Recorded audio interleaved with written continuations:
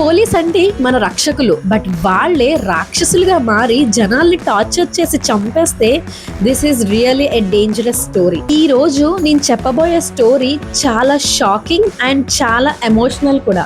మనం జనరల్ గా police station ని ఒక సేఫ్ ప్లేస్ గా అనుకుంటాం, బట్ ఇమాజిన్ అదే ప్లేస్ లో ఒక ఫాదర్ అండ్ ఒక సన్ ని టార్చర్ చేసి చంపేశారు.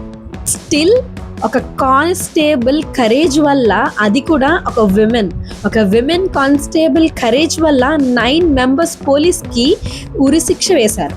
2020 లాక్డౌన్ టైంలో షాప్ రన్ చేస్తున్న ఒక ఫాదర్ అండ్ సన్, వాళ్ళ నేమ్స్ జయరాజ్ అండ్ బెనిక్స్ ని పోలీసులు అరెస్ట్ చేశారు.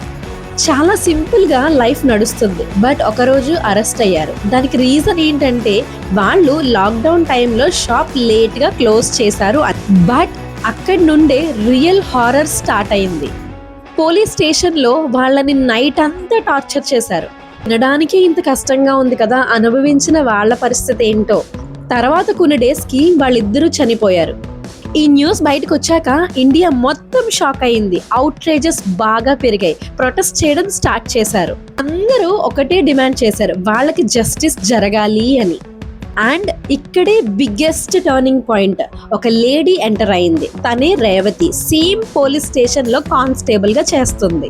ఆమెకి అన్ని తెలుసు, వాట్ హ్యాపెండ్ ఇన్ సైడ్, ఎవరు ఏమేం చేశారు అని అన్ని తెలుసు. బట్ ఒకటే రిస్క్ ఏంటంటే చేసిన వాళ్ళు తన సీనియర్స్. ఒకటి జాబ్ రిస్క్ అవుతుంది, ఇంకొకటి లైఫ్ రిస్క్ అవుతుంది. స్టిల్ ఆమె ఒకటే డిసిషన్ తీసుకుంది, ఏది ఏమైనా సరే తను నిజం చెప్తాను అని.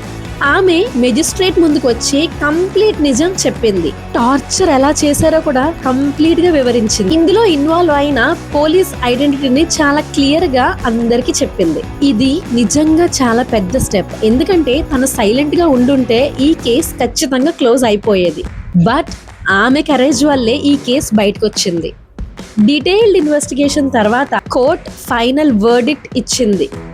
9 మంది పోలీసులకి డెత్ సెంటెన్స్ ని వేసింది. కోర్ట్ ఏం చెప్పిందంటే this is rarest of all cases.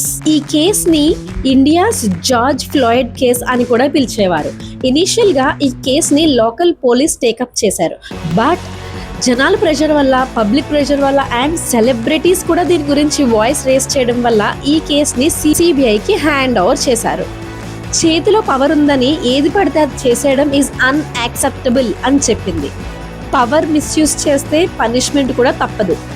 And most important ఏంటంటే ఒక్క పర్సన్ కరేజ్ వల్ల మొత్తం సిస్టమ్ నే చేంజ్ చేయగలిగింది.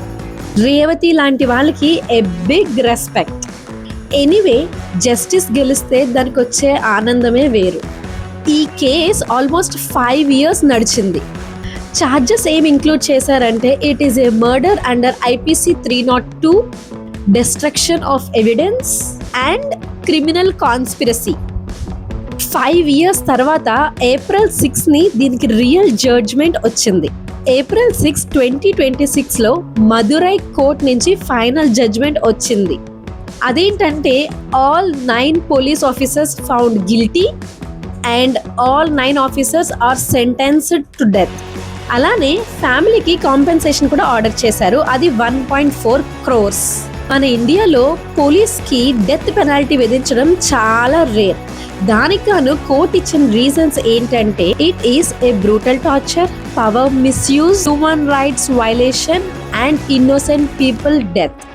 అందుకే కోర్టు దీన్ని రేరెస్ట్ ఆఫ్ రేర్ కేస్ గా డిక్లేర్ చేసింది.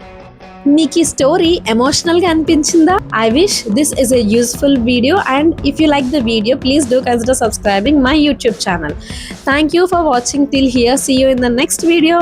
Bye.